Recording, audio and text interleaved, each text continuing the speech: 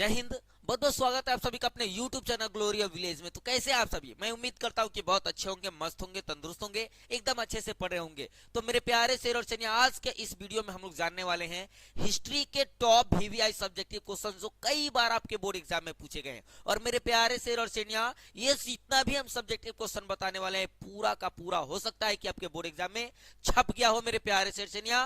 तो इसमें इसको ना पूरा एकदम ध्यान से देखिएगा। और मेरे प्यारे शेर शेरनिया, अगर आप इस चैनल पे नए हो तो जरूर सब्सक्राइब कर लीजिएगा। अगर आपको ये पूरा वीडियो जितना भी क्वेश्चन है अगर आपको अच्छा लग जाए ना मेरे प्यारे शेर शेरनिया, तो एक प्यारा सा कमेंट जरूर कीजिएगा और लाइक भी कीजिएगा मेरे प्यारे शेर शेरनिया। तो चलिए हम लोग शुरू करते हैं। और मेरे प्यारे शेर शेरनिया, आपको चिंता करने की जरूरत नहीं है, लाइव नहीं चल पाया जिसकी वजह से इस वीडियो को मतलब कि हम प्रीमायर कर रहे हैं। इस क्वेश्चन का पूरा एकदम बढ़िया से समझा के उसके बाद प्रीमायर किया जा रहा है। तो मेरे प्यारे शेर शेरनिया, आपको चिंता करने की जरूरत नहीं है। हम लोग चलते हैं सबसे पहले क्वेश्चन पे मेरे प्यारे शेर शेरनिया, ध्यान दीजिएगा।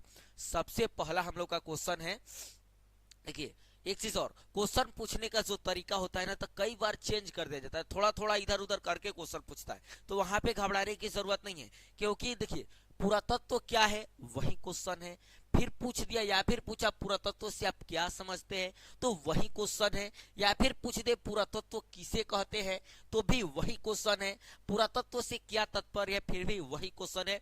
क्वेश्चन पूछने का तरीका भले ही चार हो सकता है, लेकिन जवाब एक ही होगा मेरे प्यारे शेर और शेरनिया। तो चलिए हम लोग समझते हैं पुरातत्व क्या है जी। तो पुरातत्व वह विज्ञान है, पुरातत्व वह विज्ञान है जिसके माध्यम से पृथ्वी के गर्भ में छिपी हुई पुरानी वस्तुओं, यानी कि पुरातत्व वह विज्ञान है जिसके द्वारा हम क्या करते हैं, पृथ्वी में छिपी हुई पुरानी वस्तुएं जो होती है ना, पुरानी वस्तुओं का क्या किया जाता है, अध्ययन एवं विश्लेषण करके मानव संस्कृति के क्रियाकलाप को समझने एवं उसकी व्याख्या करने का कार्य करता है। पुरातत्व क्या करता है जी, पृथ्वी के गर्भ में अगर कोई भी वस्तु छुपी हुई है तो उसको क्या करता है, उस पर अध्ययन करता है, विश्लेषण करता है और उसके अंदर के विज्ञान को समझने की कोशिश करता है मेरे प्यारे शेर शेरनिया। यही क्या कहलाता है जी, पुरातत्व कहलाता है। कोई डाउट नहीं होना चाहिए मेरे प्यारे शेर और शेरनिया, और इसको आप बेहतरीन तरीका से समझ गए होंगे। अब चलते हैं हम लोग सेकेंड नंबर क्वेश्चन पे मेरे प्यारे शेर शेरनिया। ये एकदम आपका VVI MVVI क्वेश्चन है, मोस्ट VVI क्वेश्चन है। हो सकता है कि आपके बोर्ड एग्जाम में ये छप गया हो मेरे प्यारे शेर शेरनिया। चलिए हम लोग सेकेंड नंबर क्वेश्चन की तरफ चलते हैं। सेकेंड नंबर क्वेश्चन हम लोग का, कार्बन 14 विधि से आप क्या समझते हैं। कार्बन 14 विधि जो है उससे आप क्या समझते हैं मेरे प्यारे शेर शेरनिया। तो देखिए जैसा कि हम सभी लोग जानते हैं कि किसी भी वस्तु में, ठीक है, कार्बन 12 और कार्बन 14 दोनों पाया जाता है समान मात्रा में, ठीक है। लेकिन जैसे ही विनाश या मृत्यु की अवस्था सब आती है तो कार्बन 12 जो होता है ना वो स्थिर रहता है, लेकिन कार्बन 14 जो होता है ना वो समान मतलब कि समझे ना, अपने समान मात्रा से धीरे धीरे धीरे धीरे कम होने लगता है। यानी कि किसी भी वस्तु में कार्बन 14 की मात्रा जितनी कम होती है, समझा जाता है कि वह जो वस्तु है उतना ही प्राचीनतम है, उतना ही पुरानी है। मैं उम्मीद करता हूं कि इस चीज को आप एकदम अच्छा से समझ गए होंगे मेरे प्यारे शेर शेरनिया। ज्यादा कुछ समझाने की जरूरत भी नहीं है। आप लोग ना, आप लोग के पास से सेंड करेंगे तो उस टाइम आप लोग खूब अच्छा से और पढ़ लीजिएगा। मैं समझा दिया हूं, समझाते वक्त ही आपको याद हो गया होगा मेरे प्यारे शेर शेरनिया। चलिए हम लोग चलते हैं थर्ड नंबर क्वेश्चन पे मेरे प्यारे शेर शेरनिया। थर्ड नंबर जो क्वेश्चन है हम लोग का, अभिलेख किसे कहते हैं मेरे प्यारे शेर शेरनिया। बहुत ही VVI क्वेश्चन है, इसको भी आप लोग एकदम बढ़िया से याद कर लीजिएगा। अगर नहीं याद किए होंगे ना तो एकदम क्लास पीरियड में ही याद हो जाएगा, वीडियो देखते वक्त ही याद हो जाएगा मेरे प्यारे शेर शेरनिया, चिंता करने की जरूरत नहीं है।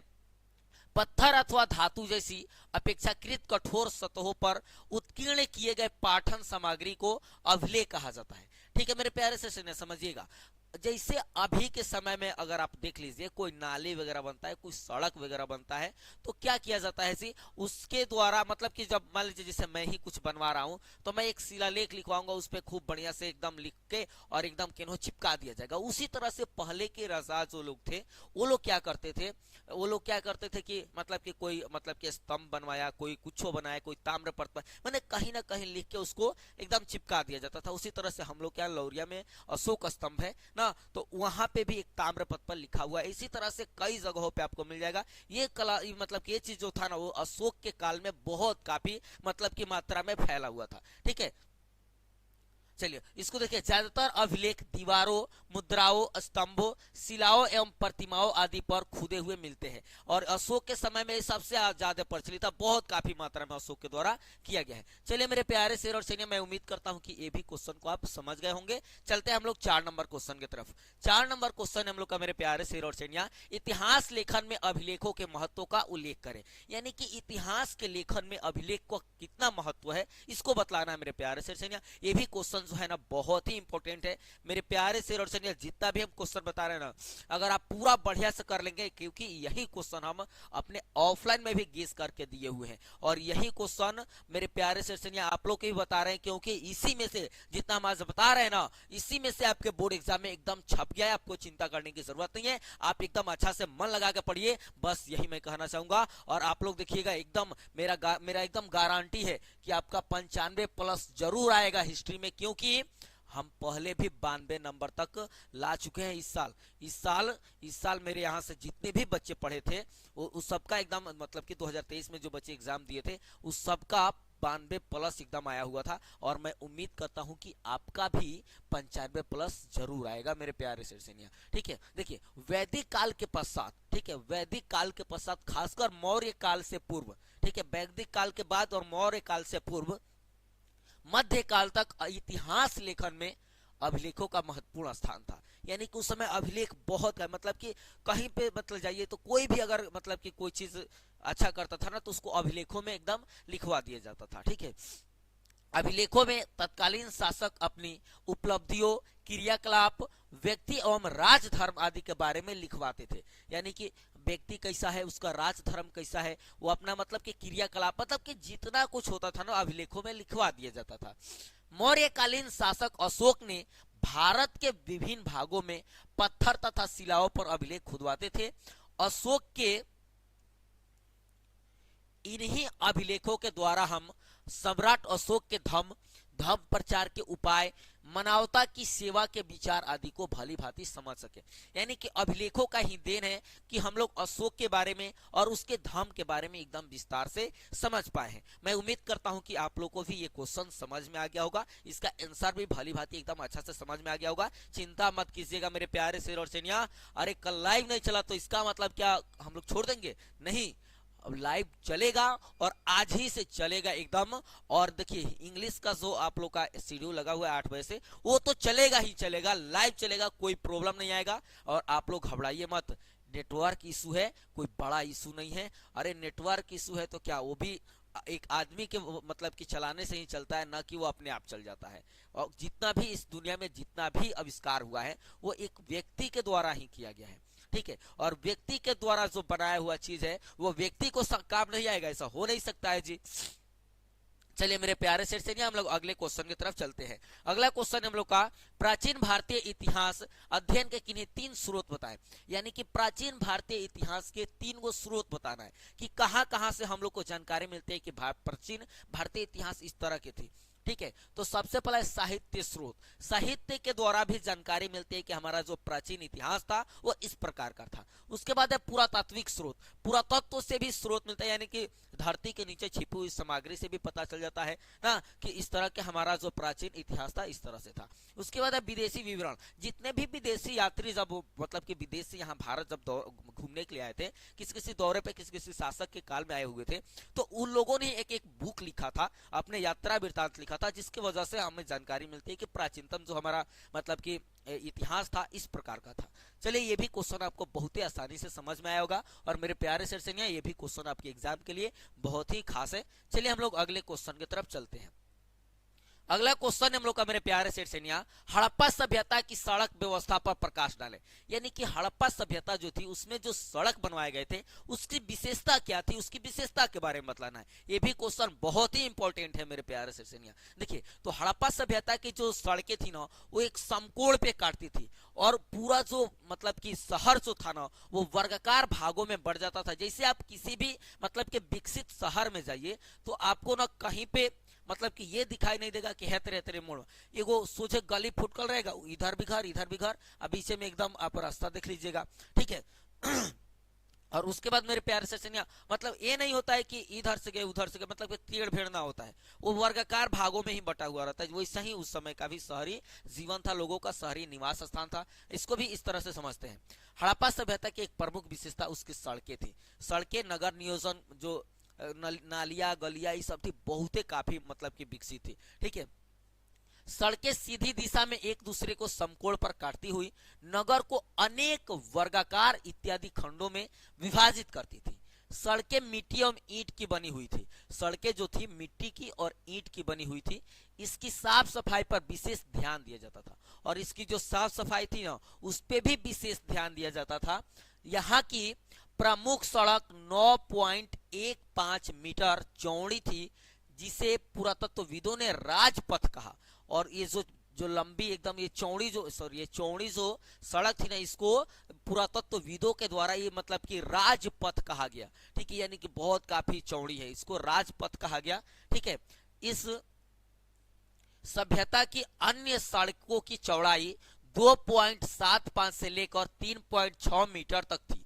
यानी कि अन्य सड़कों की जो चौड़ाई थी, यानी कि राजपथ की अपेक्षा बहुत छोटी थी। यानी कि 2.75 मीटर से लेकर 3.66 मीटर तक थी। ठीक है, गलियां 4 फीट तक चौड़ी थी, और जो गलियां थी वो 4 फीट तक चौड़ी थी। चलिए मेरे प्यारे से मैं उम्मीद करता हूं कि ये भी क्वेश्चन जो था उसका आंसर आपको समझ में आया होगा, और एकदम अच्छा से आप समझ गए होंगे मेरे प्यारे शेर और सेनिया। आप लोग मन लगा के पढ़िए। हम जितना क्वेश्चन भेज रहे हैं ना, ये आप इसको खूब बढ़िया से देख लीजिए। हम इसको ग्रुप में भी डाल देंगे, आप इसको एकदम अच्छा से रीड कर लीजिएगा। मन करेगा तो लिख लीजिएगा मेरे प्यारे शेर सेनिया, और कहिएगा तो हम A4 साइज में डाल देंगे, आप उसको प्रिंट आउट करा लीजिएगा मेरे प्यारे शेर सेनिया। चलिए हम लोग अगले क्वेश्चन की तरफ चलते हैं। अगला क्वेश्चन है हम लोग का, सिंधु घाटी सभ्यता की जल विकास नहीं होगा, जल निकास होगा। ठीक है, सिंधु घाटी सभ्यता की जल निकास प्रणाली का वर्णन करें। यह भी आपका मोस्ट वीवीआई क्वेश्चन है मेरे प्यारे शेरसेनिया। आप ना जितना हम मोस्ट वीवीआई बता रहे हैं ना, उस सबको आप याद कर लीजिएगा। जब आप याद कर लीजिएगा ना मेरे प्यारे शेरसेनिया, तो एकदम कोई 50 में 50 लाने से नहीं रोक सकता है मेरे प्यारे शेरसेनिया। पूरा का पूरा क्वेश्चन लड़वाने के लिए हम जानते हैं, और कुछ नहीं मेरे प्यारे शेरसेनिया। याद आपको करना है, एग्जाम में लिखना आपको है। बस हम ये आपको दिखा देंगे ना कि देखिए मेरे प्यारे शेर और सेनिया, ये वही क्वेश्चन है जो हम बताए थे और आपके बोर्ड एग्जाम में छपा हुआ है। हम इतना कह सकते हैं, हम बताए हैं मेरे प्यारे सेनिया। इसी मतलब के दौर पे, मतलब कि इसी के जरिए हम कह सकते हैं हम बताए हैं और हमारा क्वेश्चन लड़ गया है। याद आपको करना है, बोर्ड एग्जाम में लिखना आपको है। आपको एकदम अच्छा से लिखना है और एकदम मन लगा के याद कर लेना मेरे प्यारे सेनिया। ठीक है, चलिए सिंधु घाटी सभ्यता की निकास प्रणाली, जल निकास प्रणाली का वर्णन करें तो देखिए, सिंधु सभ्यता के नगर की एक महत्वपूर्ण विशेषता यहाँ की प्रभावशाली जल निकास प्रणाली थी। यानी कि वहां की देखिए, आज के दौर में भी अगर हम लोग जल निकालने के लिए जो नालियां बनाते हैं ना, वो उस तरह से नहीं बनाते हैं जिस तरह से उस समय का था। उस समय एकदम घरों से जितनी भी गंदी पानियां निकलती थी ना, वो सब पानी एकदम समझिए उस नाली में, और एक और बड़ा नाली बनवाया गया था जो मतलब कि पूरा मतलब कि गली के नालियों से आके मतलब सबके एकदम छोटी छोटी नालियां जाके उस बड़ी नालियां में मिलती थी, और वो जो पानी होता था ना, वो पूरा गंदा पानी जाके विशाल मतलब कि एक और बड़ा मतलब कि तालाब जैसा बनवाया गया था, उसमें जाके पूरा मिल जाता था मेरे प्यारे से ने समझे। देखिए अच्छा से, गंदे जल की निकासी के लिए सारे नगरों में नालियों का जाल बिछा हुआ था। यानी कि एकदम जाल। अभी आज के समय में मेरे गांव में पूरा गांव में नाली नहीं है, लेकिन वहां उस समय कैसा एक दौर था, पूरा गांव में। अभी आप किसी विकसित शहर में भी चले जाइए ना, तो उस तरह से नाली नहीं मिलेगा जिस तरह से हड़प्पा सभ्यता में नाली था। ठीक है, लगभग सभी नगरों के छोटे बड़े सभी घरों में आंगन तथा स्नानागार था, और लगभग सभी घरों में एक स्नानागार था। अभी तो हर किसी के घर में स्नानागार है, ये बाथरूम सबके घर में है जी ना जी। घरों का गंदा पानी बहकर गली की नालियों में चला जाता था, फिर छोटी नालियां बड़ी नालियों में मिलती थी, जो अंत में विशाल नालों से जुड़ी हुई थी। सारे नगर का गंदा पानी इन्हीं नालियों में जाके ना जी, इन्हीं नालियों के द्वारा नगर के बाहर ले जाया जाता था। मतलब कि नालियों से करके और नगर के बाहर तक लेके जाया जाता था। ठीक है, उसके बाद नालियों को बड़ी बड़ी ईंटों और पत्थरों के सिलाओं से ढक दिया जाता था। यानी कि नाली जो था ना, मतलब कि कोई गिरे ना या फिर उसमें कोई कुछ डाले ना, नहीं तो नाली क्या हो जाता है जी, जाम हो जाता है। अभी के दौर में देखिएगा तो कहीं पे भी शहर में जाके देखिए तो नाली के ऊपर मतलब कि ढक्कन लगा हुआ, ढक दिया जाता है ना। उसी तरह से उस समय भी उसको ढका जाता था, ठीक है। और समय समय पर इसकी सफाई पर भी ध्यान दिया जाता था। जैसे नगर पालिका का काम होता है ना, जो पूरा नगर का देख रेख करना ना, किसी भी शहर में देखिएगा तो पूरा एकदम साफ सफाई हर रोज चलते रहता है। उसी तरह से उस समय भी क्या किया जाता था, साफ सफाई पर विशेष ध्यान दिया जाता था। चलिए मेरे प्यारे सेशनिया, मैं उम्मीद करता हूं कि ये भी क्वेश्चन आपको बहुत अच्छा से समझ में आया होगा और इसका आंसर जो है वो एकदम सुटेबल है, आप लोग को भी एकदम याद हो गया होगा इसी में। चलिए हम लोग अगले क्वेश्चन की तरफ चलते हैं मेरे प्यारे शेर और सेनिया। अगला क्वेश्चन हम लोग का, मोहनजोदड़ो का सार्वजनिक स्नानागार के विषय में लिखिए। यानी कि मोहनजोदड़ो में जो सार्वजनिक स्नानागार था उसके विषय में बताना है मेरे प्यारे शेर सेनिया, समझिएगा। मोहनजोदड़ो का सार्वजनिक स्नानागार सिंधु घाटी सभ्यता का एक अद्वितीय नमूना है। यानी कि इसका कोई दूसरा है ये नहीं है, ठीक है। मोहनजोदड़ो का जो सार्वजनिक स्नानागार है उसमें क्या होता है, देखिए जैसे आप स्विमिंग पूल देख लीजिए, वहां पे किसी सार्वजनिक मतलब कि कोई मतलब चीज मनाया जा रहा हो तभी वहां पे लोग जाते थे और वहां पे स्नान करते थे। वहां पे एक कमरा भी बनवाया गया था, शायद मतलब कि इसलिए बनवाया गया हो कि कपड़े चेंज वगैरह करने के लिए, ठीक है। चलिए, यह स्नानागार एक चबूतरा पर बना था। जिस तरह से स्विमिंग पूल होता है ना, एकदम आराम से जाइए, एकदम उसमें सीढ़ी के जैसा लगा रहता था, आराम से नीचे जाइए, स्नान कीजिए और पानी जब गंदा होता है तो बाहर निकालने का भी व्यवस्था होता है, फिर उसमें अंदर पानी डालने का भी व्यवस्था था। ये सारा व्यवस्था भी उस स्नानागार में था। पानी निकालने का भी व्यवस्था था जब गंदा हो जाए तो, और फिर पानी डालने का भी व्यवस्था था क्योंकि पास ही में एक तालाब था, ठीक है। चलिए, इसमें नीचे उतरने के लिए सीढ़ियां है, बगल में एक कुआं है ताकि स्नानागार में मतलब कि निरंतर पानी उपलब्ध रहे। स्नानागार के ऊपर एक कमरा बना है जो संभवतः कपड़ा बदलने के लिए प्रयोग किया जाता था। देख लीजिए, आया ना, कपड़ा बदलने के लिए प्रयोग किया जाता था, हो सकता है ना, ऐसा मानना है, ठीक है। इस स्नानागार का प्रयोग विशेष रूप से ना जी, विशेष अवसरों पर सार्वजनिक स्नानागार के लिए किया जाता था। यानी कि सभी के बहुत सारे लोग जब मतलब कि विशेष अवसर पर सार्वजनिक लोगों के लिए सभी लोग जाएंगे, स्नान करेंगे, उसके बाद अपना काम में जाएंगे ना। इतिहासकार मार्शल ने तत्कालीन विश्व का सबसे आश्चर्यजनक निर्माण बताया है। यानी कि तत्कालीन जो मार्शल थे, इतिहासकार जो मार्शल थे, वो उन्होंने बताया कि तत्कालीन विश्व का सबसे आश्चर्यजनक निर्माण है। किसको जी? मोहनजोदड़ो के स्नानागार को। मैं उम्मीद करता हूं कि ये भी क्वेश्चन आपको समझ में आया होगा मेरे प्यारे सेनिया। चलिए हम लोग अगले क्वेश्चन की तरफ चलते हैं। अगला क्वेश्चन है हम लोग का, हड़प्पा संस्कृति को कांस्य युग क्यों कहते हैं? हड़प्पा संस्कृति को कांस्य युग क्यों कहते हैं मेरे प्यारे सेनिया? मैं एकदम अच्छा से ये भी समझाने वाला हूं और हो सकता है कि आपके बोर्ड एग्जाम में ये भी क्वेश्चन आ जाए, ठीक है।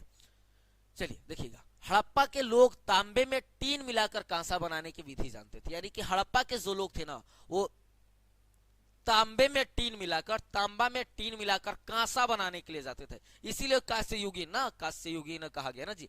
कांसों का प्रयोग मानव जीवन में पशु मूर्तियों, अनेक प्रकार के अस्त्र शस्त्र, बर्तन एवं कृषि संबंधी अनेक प्रकार की सामग्रियां बनाई जाती थी। किसी चीज कांसा क्या बोलते हैं, तांबा में टीन मिलाकर कांसा बनाया जाता था, उससे अलग अलग शस्त्र बनाया जाता था, बर्तन वगैरह भी बनाया जाता था, ठीक है।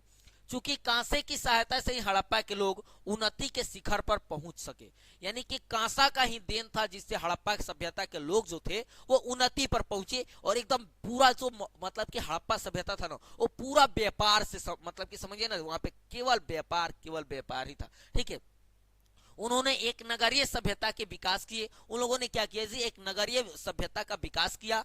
अतः हम कह सकते हैं हड़प्पा सभ्यता कांस्य युग की सभ्यता थी। एनी डाउट मेरे प्यारे सेनिया? कोई डाउट नहीं होना चाहिए। ये जो क्वेश्चन है ना, बहुत ही इंपॉर्टेंट क्वेश्चन है, हो सकता है कि आपके बोर्ड एग्जाम में छप गया हो मेरे प्यारे सेनिया। जितना भी हम क्वेश्चन बताने वाला है ना, सब का सब एकदम इंपॉर्टेंट क्वेश्चन है मेरे प्यारे सेनिया। अगर आप हम जितना बता रहे हैं ना उसको पूरा का पूरा आप कर ले रहे हैं ना, तो आपका बोर्ड एग्जाम में एक भी नंबर नहीं छूटेगा, अगर सुटेबल तरीका से लिख के आता है मेरे प्यारे सेनिया। क्योंकि जितना भी क्वेश्चन रहेगा ना, यही का बताया हुआ रहेगा, एकदम हम गारंटी के साथ कह सकते हैं मेरे प्यारे सेनिया। और 50 में 50 लेके आइएगा, कब? जब ये पूरा क्वेश्चन याद कर लीजिएगा तब। चलिए मेरे प्यारे सेनिया, हम लोग अगले क्वेश्चन की तरफ चलते हैं। अगला क्वेश्चन हम लोग का हड़प्पा सभ्यता के 4 प्रमुख नगरों का नाम लिखे। तो सबको याद होगा जी, आप सभी को याद होगा। एक हड़प्पा है, एक मोहनजोदड़ो है, एक लोथल है, एक कालीबंगा है। ये 4 गो महत्वपूर्ण स्थल का नाम हो गया मेरे प्यारे शेरसैनिया। ये प्रमुख था उस समय ना। चलिए हम लोग आगे बढ़ते हैं एकदम मेरे प्यारे शेरसैनिया। अगला क्वेश्चन है हम लोग का सिंधु घाटी सभ्यता की नगर योजना का वर्णन करें। यानी कि उस समय की नगर की योजना कैसी थी उसकी वर्णन करना है मेरे प्यारे शेरसैनिया, समझिएगा। सिंधु घाटी की सभ्यता अपनी नगर योजना तथा भवन निर्माण कला के लिए प्रसिद्ध थी। नगर योजना और भवन निर्माण की कला, देखिए एक दुर्ग बना हुआ था, मतलब कि वो एक ऊपरी दुर्ग और निचला एक शहर था। यानी कि ऊपर जो लोग रहते थे वो शासक वर्ग के लोग रहते थे और नीचे जो लोग रहते थे वो मतलब कि प्रजा की तरह के लोग रहते थे ना जी। सभी बड़े नगर एक सुनिश्चित योजना के आधार पर बने थे। नगरों का अपना अपना दुर्ग था जिसमें शासक वर्ग के लोग रहते थे। नगरों का अपना जो दुर्ग था उसमें शासक वर्ग के लोग रहते थे और प्रत्येक नगर नदी के किनारे बसा हुआ था। यह भी माना जाता, अगर पतन के मामले में चलिए तो यह भी माना जाता था कि बाढ़ आया होगा। यह भी माना जाता है कि उसी के जस्ट हड़प्पा सभ्यता के बाद ना वैदिक सभ्यता आया, तो हो सकता है कि आर्यों के द्वारा आक्रमण करके ऐसे साक्ष्य वगैरह भी मिला था, क्योंकि उस समय लोहा का ज्ञान नहीं था हड़प्पा वासियों को, और लोहा का मतलब कि कुछ अंश वगैरह मिला है। ठीक है, तो उससे पता चला कि हो सकता है कि आर्यों के द्वारा वहां पे आक्रमण किया गया होगा ना। इस तरह की बातें मालूम पड़ती है ना जी। तथा इसमें बड़े पैमाने पर पकाई गई ईंटों का प्रयोग किया जाता था। यानी कि उस समय ईंटों का भी पका, जिस तरह से हम लोग अभी चिमनी के ईंटा का प्रयोग करते हैं घर वगैरह बनाने में, उस समय भी ईंटों का प्रयोग किया गया था। किस तो वो ईंटे जो थे ना वो चिमनी के पकाए हुए नहीं थे। वो ईंटे जो थे वो मतलब कि ऐसे ही भाटा वगैरह जैसे आप देखे होंगे उस तरह के पकाए हुए ईंटों के मतलब के मालूम पड़ते हैं इसे। तो मेरे प्यारे सेशन, मैं उम्मीद करता हूँ कि ये क्वेश्चन भी आपको एकदम अच्छा से समझ में आया होगा और इसी समय याद भी हो गया मेरे प्यारे सेशन। चलिए हम लोग अगले क्वेश्चन की तरफ चलते हैं।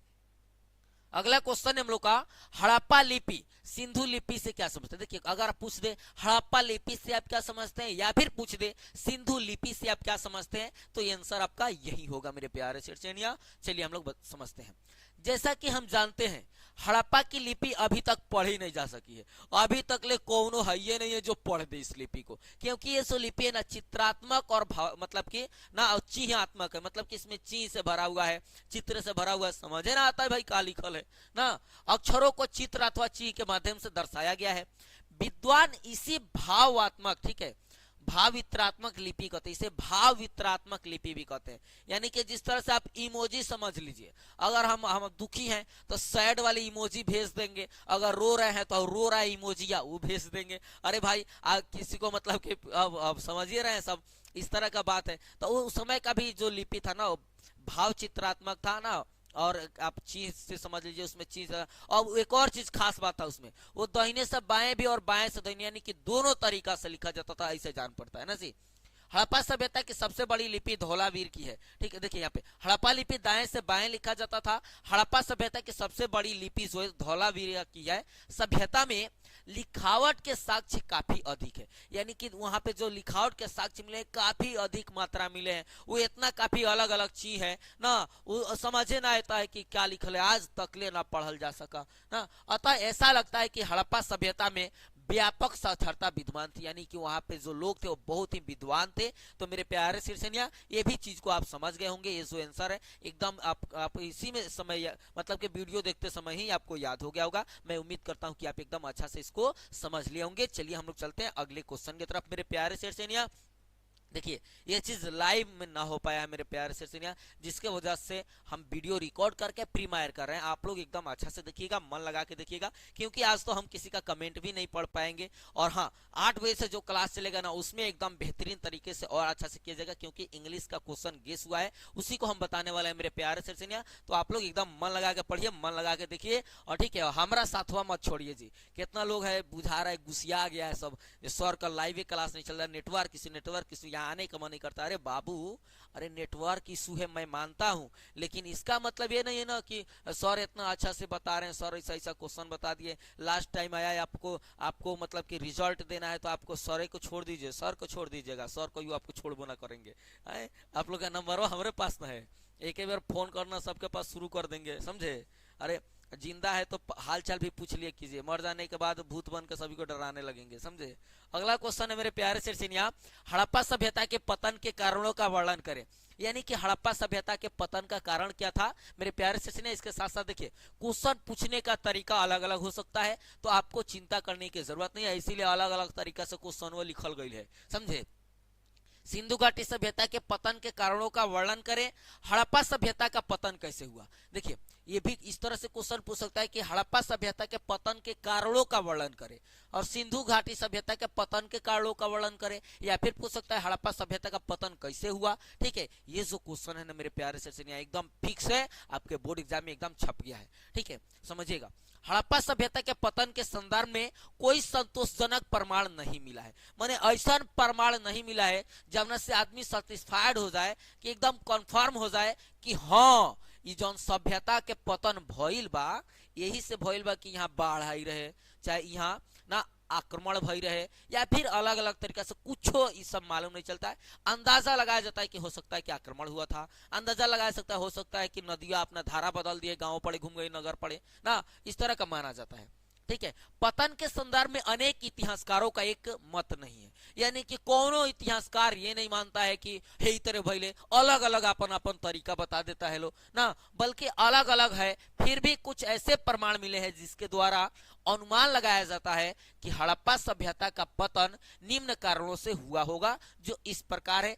बाढ़ से ना जी, जलवायु परिवर्तन, जो जल की जलवायु जो परिवर्तन हुई थी उसके वजह से, या फिर महामारी आई होगी, या फिर बाहरी आक्रमण आर्यों द्वारा आक्रमण किया गया होगा। ये चार मतलब कि समझिए चार कारण बताए जाते हैं। हो सकता है कि बाढ़ हो, या फिर जलवायु परिवर्तन हो ना, या फिर आपका महामारी आया हो, या फिर बाहरी आक्रमण हुआ हो। कोई डाउट मेरे प्यारे सिरसिनिया, एक दाना है तना भी डाउट नहीं होना चाहिए। आप इसको एकदम देखिए कितना शॉर्ट लैंग्वेज में, कितना शॉर्ट में एकदम लिखवा, एकदम आप इसको ना याद कर सकते, मजा आ जाएगा मेरे प्यारे सिरसिनिया। चलिए हम लोग आगे बढ़ते हैं अगले क्वेश्चन की तरफ मेरे प्यारे सिरसिनिया। अगला क्वेश्चन है हम लोग का, हड़प्पा वासियों द्वारा वहन सिंचाई साधनों का वर्णन करें।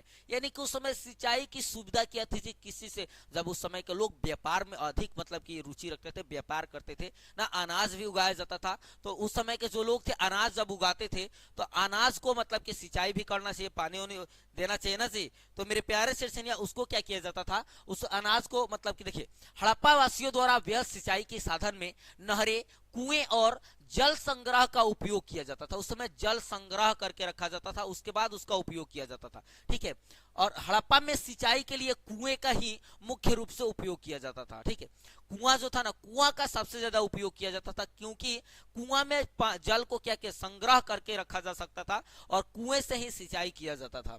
ठीक है, जिससे फसलों का समुचित विकास होता था, और फसल का समुचित विकास होता था। मेरे प्यारे सिरसिनिया, मैं उम्मीद करता हूं कि ये भी क्वेश्चन आपको बहुत ही अच्छा से समझ में आया होगा। इसका आंसर तो एकदम मतलब कि शॉर्ट में है। अगर आप आपके एग्जाम में क्वेश्चन आया ना तो 2 नंबर आप एकदम पा लीजिएगा, एकदम इसको लिखिएगा मेरे प्यारे सिरसिनिया। तो ठीक है, चलिए हम लोग अगले क्वेश्चन की तरफ चलते हैं। मैं मानता हूं कि वीडियो लंबा हो जाएगा, लेकिन मेरे प्यारे सिरसिनिया पूरा का पूरा देखिएगा, तब जाके आपको लगेगा ना कि हाँ सर जो क्वेश्चन बताए थे वही हमारे एग्जाम में छपल है, और तबे जाके आप स्क्रीनो शॉट लेके हमारा पास उस दिन एग्जाम के बाद भेजिएगा, सर आपका क्वेश्चन बताइए पूरा लड़ गया है, अब आप पार्टी दीजिए। हाँ चलिए, सिंधु घाटी सभ्यता के समकालीन 2 सभ्यता के नाम बताएं। ठीक है, देखिए कबो कबो आप लोग ना गलती कर बैठते हैं, जानते हैं कची लगता है कहने कि चीन की सभ्यता भी समकालीन मानी जाती है, राइट। चीन की सभ्यता ना मानी जाती है। अगर बहुत ऐसा लोग बता भी देते हैं टीचर लोग कि चीनों के सभ्यता मानी जाती है, अरे भाई तू एसबीपीडी का बुक पढ़ो, और उसमें देखो साफ साफ लिखल है कि उस समय चीन की सभ्यता को नामो निशान उस समय चीन की सभ्यता का नहीं था। ठीक है, ग्रीस की, मेसोपोटामिया की, ठीक है, और मिस्र की सभ्यता जो थी वो उस समय एकदम अस्तित्व में थी, एकदम उसके समकालीन थी। ठीक है, सिंधु घाटी सभ्यता के समकालीन 2 सभ्यता थी। ठीक है, मेसोपोटामिया की सभ्यता और मिस्र की सभ्यता। आप लोग एकदम अच्छा से पढ़िए, अच्छा से याद कर लीजिए, अगर इसको आपके एग्जाम में आया ना तो 2 नंबर आपके एकदम रखल है। ठीक है, चलिए हम लोग आगे बढ़ते हैं, अगले क्वेश्चन की तरफ चलते हैं मेरे प्यारे शेर और शेरनिया। महाजनपद से आप क्या समझते हैं? अरे बाप रे, महाजनपद से आप क्या समझते हैं? ये तो क्वेश्चन मैंने बाई चांस कोनो साल छोड़ ले है ना, तो हमेशा पूछता है। ठीक है, देखिएगा उत्तर वैदिक काल में जिन क्षेत्रीय राज्यों के उदय की प्रक्रिया आरंभ हुई थी, खूब बढ़िया समझिएगा। उत्तर वैदिक काल में जिन क्षेत्रीय राज्यों की, देखिए भले ही आंसर हो सकता है कि आप कहीं अदर टीचर के पास पढ़ रहे हो ना जी, आप कहीं ऑफलाइन में पढ़ रहे हो या फिर आप ऑनलाइन में पढ़ रहे हो, तो हो सकता है कि उसका आंसर थोड़ा सा अलग हो, लेकिन कहने का तात्पर्य सभी का एक ही चीज रहता है, क्वेश्चन एक ही रहता है, आंसर देने का तरीका भले ही अलग अलग हो सकता है, लेकिन जो कहने का भाव होता है, जो कहने का तात्पर्य होता है, वो वही होता है जो आज हम बता रहे हैं या फिर आपके पहले, हमसे पहले कोई दूसरा टीचर भी बताया होगा। ठीक है, इसमें देखिए लिखावट किसी का एक साथ मिलता नहीं है, ठीक है, लेकिन कहने का जो तात्पर्य होता है वो सबका मिलता है। अगर हम कौन बात कर रहे हैं तो हमारा हो सकता है कहने का तरीका कुछ और हो, उसी बातों को आपसे कहलाया जाए ना, तो हो सकता है कि आपका कुछ अलग हो, तो इसमें कोई दिक्कत नहीं है, कहने का बतवा एक ही है, तरीका अलग अलग है। ठीक है, कि प्रक्रिया आरंभ हुई थी वह छठी सदी ईसा पूर्व तक आते आते बड़े राज्यों में बदल गई। ठीक है, जो सभ्यता, जो मतलब कि देखिए उत्तर वैदिक काल में जिन क्षेत्रीय राज्यों के उदय की प्रक्रिया आरंभ हुई थी वह छठी सदी ईसा पूर्व आते आते बड़े राज्यों में बदल गई। इन्हीं प्रभुता संपन्न राज्य को महाजनपद कहा गया। इन्हीं प्रभुता संपन्न, एकदम पूरा संपन्न राज्य को महाजनपद कहा गया है।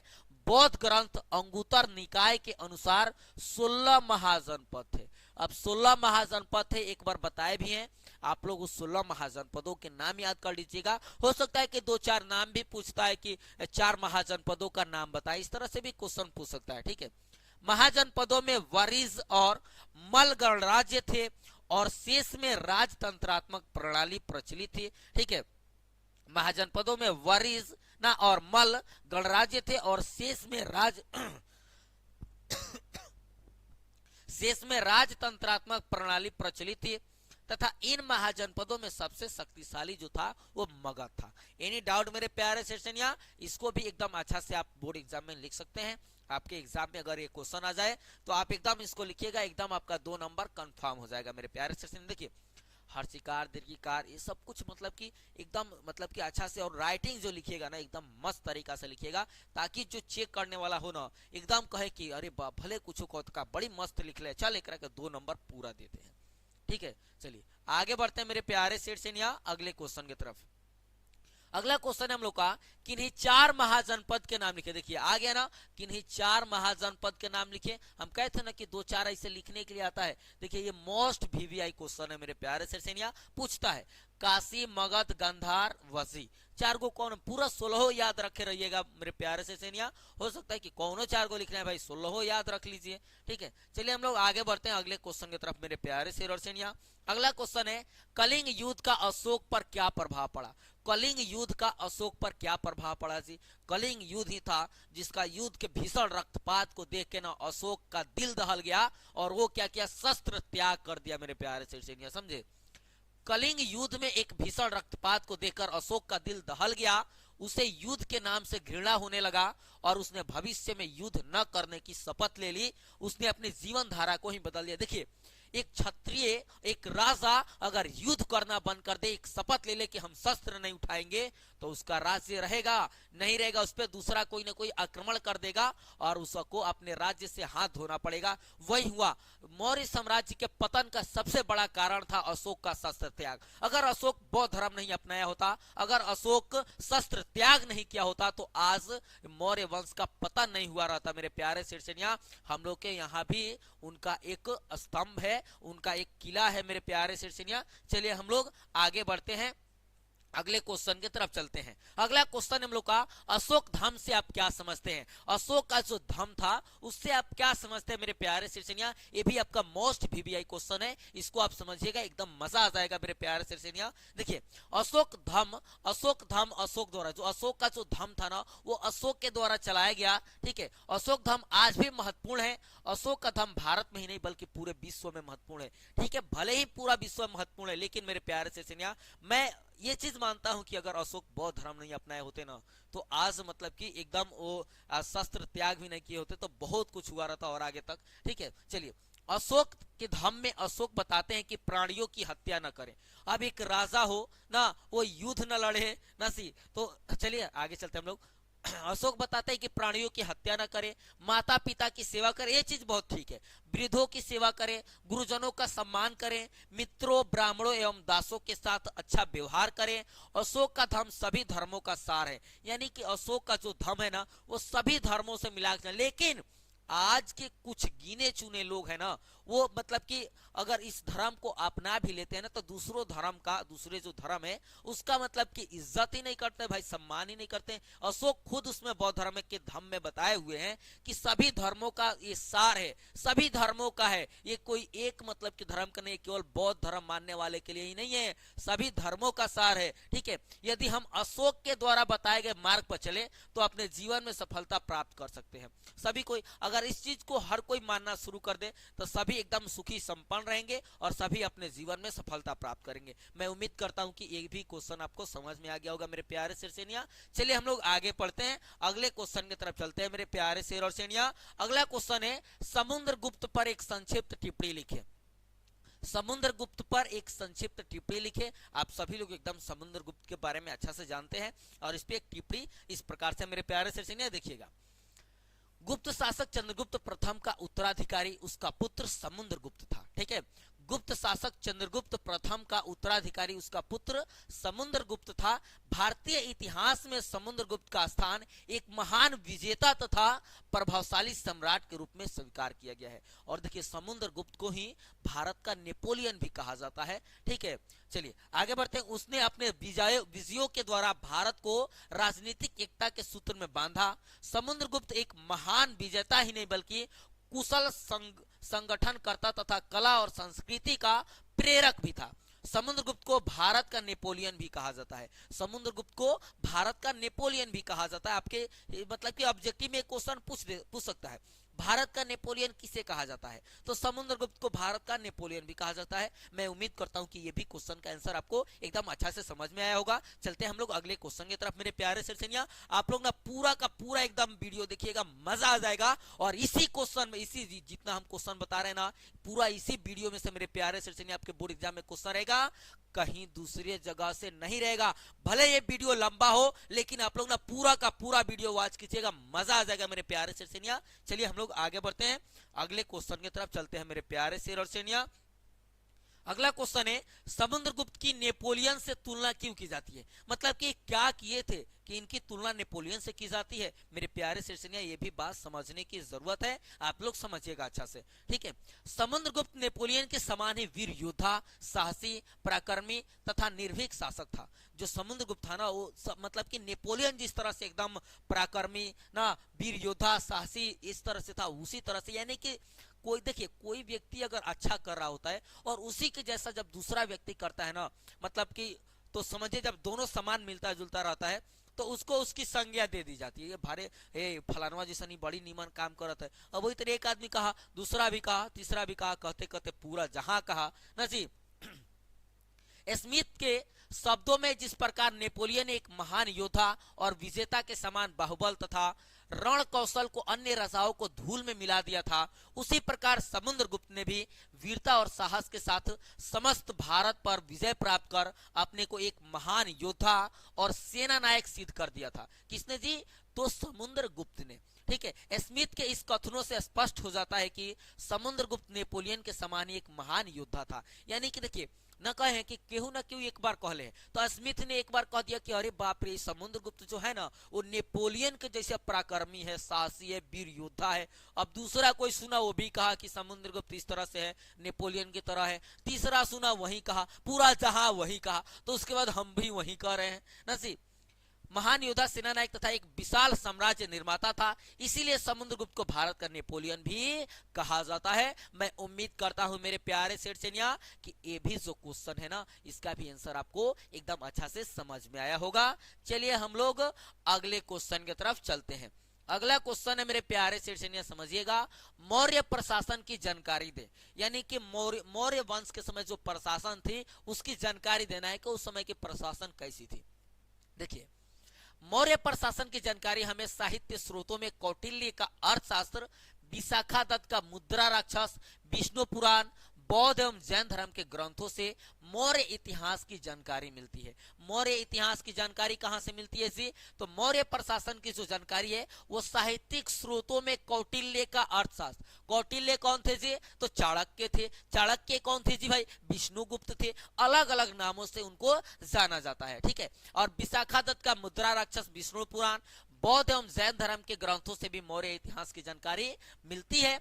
मौर्य प्रशासन अत्यंत ही उच्च कोटि का था। जो मौर्य का प्रशासन था वो बहुत ही उच्च कोटि का था। यहाँ राजा सर्वोपरि था, वहां पे राजा का ही सब कुछ चलता था। राजा जो था वो सर्वोपरि था। मौर्य शासकों ने कठोर दंड का प्रावधान कर समाज को भयमुक्त प्रशासन प्रदान किया। यानी कि कठोर, जब अच्छा नियम पारित हो जाता है तो जब जो मतलब कि प्रजा होती है एकदम खुश रहती है, चलिए कम से कम हमारा खातिर राजवा ये किया ना भाई। चलिए, मौर्य प्रशासन को 4 भागों में बांटा गया है।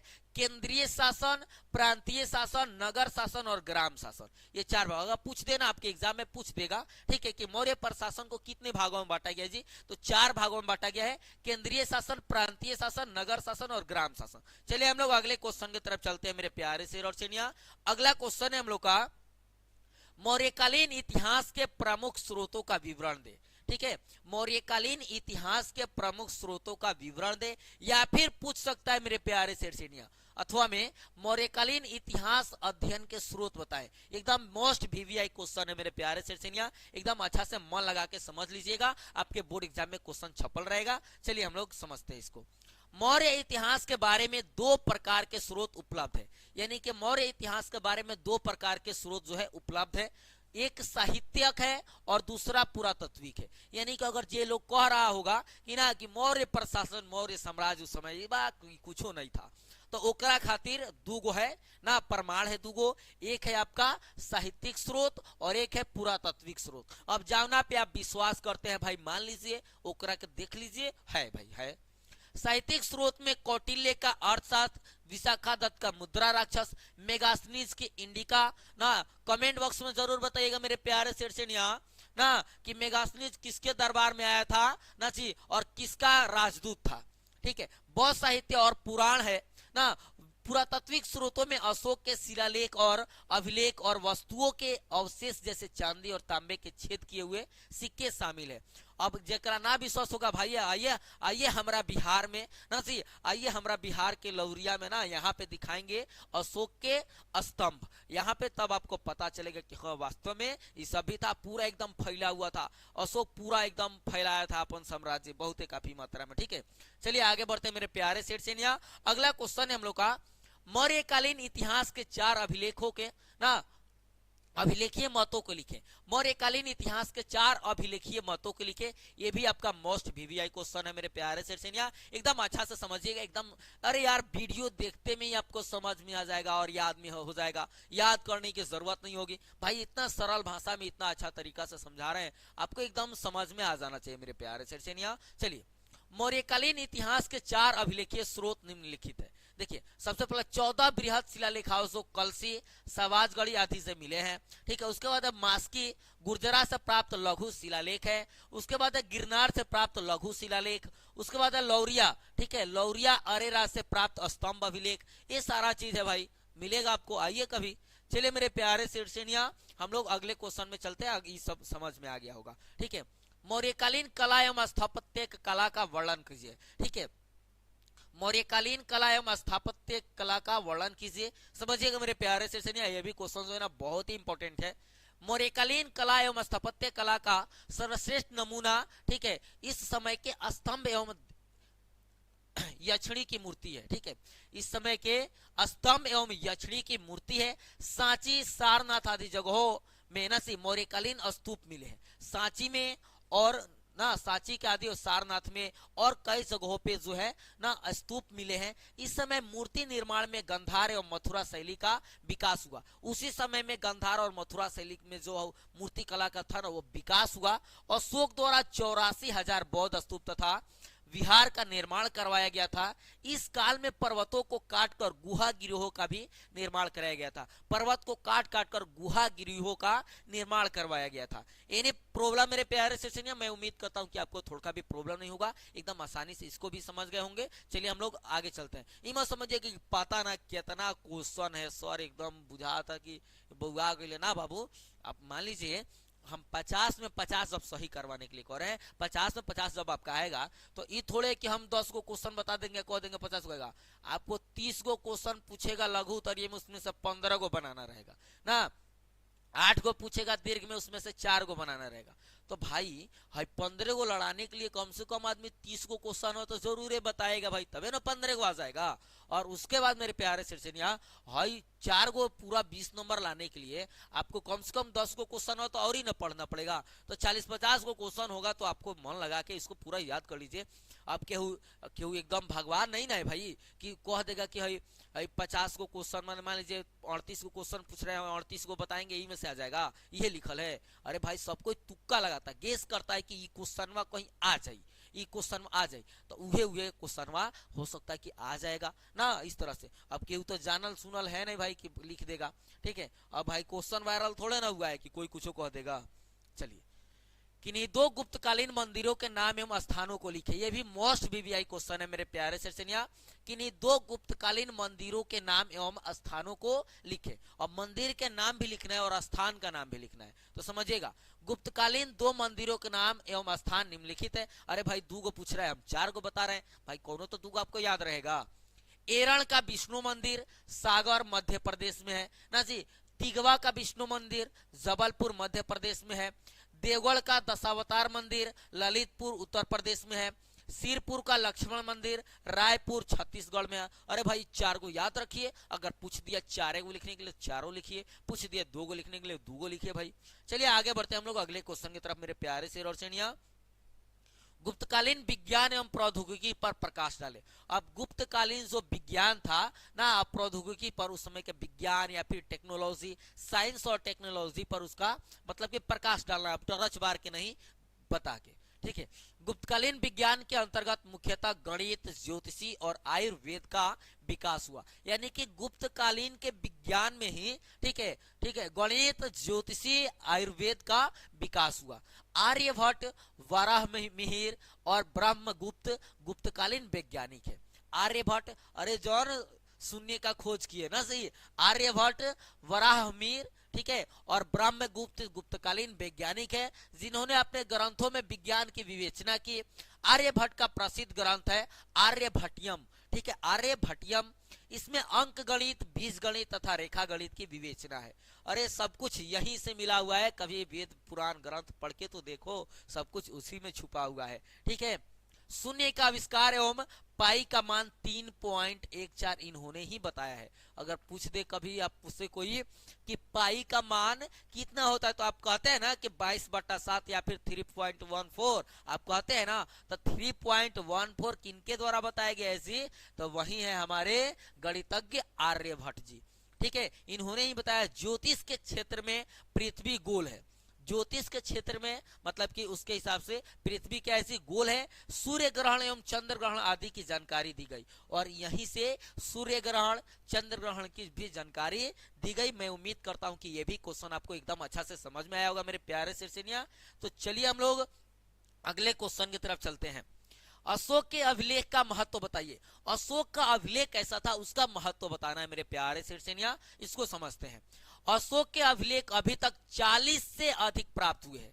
अशोक के जो अभिलेख थे अभी तक 40 से अधिक प्राप्त हुए हैं, जो भारत के कोने कोने में भी बिखरे हैं। इन अभिलेखों का भारत के इतिहास में बड़ा महत्व है, और ये जो अभिलेख है ना, भारत के इतिहास में उसका बहुत काफी महत्व है। अशोक के अधिकतर अभिलेख सीमांत क्षेत्र में है। इसकी सहायता से हम अशोक के साम्राज्य की सीमाएं निश्चित कर सकते हैं कि अशोक का जो साम्राज्य था वो कहां से कहां तक फैला हुआ था, ठीक है। उसके अभिलेख से यह स्पष्ट होता है कि वह बौद्ध धर्मावलंबी था, यानी कि बौद्ध धर्म को मानने वाला था। आप लोग मेरे प्यारे शेरचनिया एक बार कमेंट करके बताइएगा कि जो चंद्रगुप्त मौर्य थे वो कौन से धर्म को मानते थे, ठीक है। ठीक है। अशोक के अभिलेखों से मौर्यकालीन कला का ज्ञान होता है और अशोक के अभिलेख से यह भी पता चलता है कि मौर्यकालीन जो कला थी उसका मतलब कि कितना मतलब कि बढ़ा हुआ था, कितना प्रख्याति उसको प्राप्त थी। ठीक है, चलिए हम लोग आगे बढ़ते हैं मेरे प्यारे शैक्षणिया। अगला क्वेश्चन है हम लोग का, प्राचीन भारत में वर्ण व्यवस्था पर प्रकाश डालिए। ये भी मोस्ट वीवीआई क्वेश्चन है। प्राचीन भारत में, ठीक है, वर्ण व्यवस्था पे प्रकाश डालना, उस समय की वर्ण व्यवस्था कैसी थी इसका प्रकाश डालना मेरे प्यारे शैक्षणिया। देखिए, प्राचीन भारत में वर्ण को 4 भागों में बांटा गया था। प्राचीन भारत में वर्ण को 4 भागों में बांटा गया था, लेकिन मेरे प्यारे शैक्षणिया उत्तर वैदिक काल आते आते क्या हुआ, ये लोग अपने जाति ही समझ बैठे। अब जो ब्राह्मण वर्ण में थे वो समझने लगे अपने को ब्राह्मण, जो क्षत्रिय वर्ण में थे वो अपने आप को क्षत्रिय समझने लगे, जो वैश्य वर्ण में थे वो अपने आप को वैश्य समझने लगे, जो शूद्र वर्ण में थे वो अपने आप को शूद्र समझने लगे। अरे भाई, आप तो काम के आधार पे आपको वर्ण व्यवस्था बांटा गया था, अब आप जाति इसको बना लिए तो उसमें औरों का क्या गलती है भाई? अपने आप को आप जाति ही मान लीजिए, अपने वर्ण व्यवस्था को, तो इसमें किसी और की कोई गलती है जी? अपन गलती अब ये बड़ा अब समझ में आ रहा है वो लोग को कि हाँ हमार गलती है। अरे भाई, आप तो अपनों गलतियां ना मानता है सब।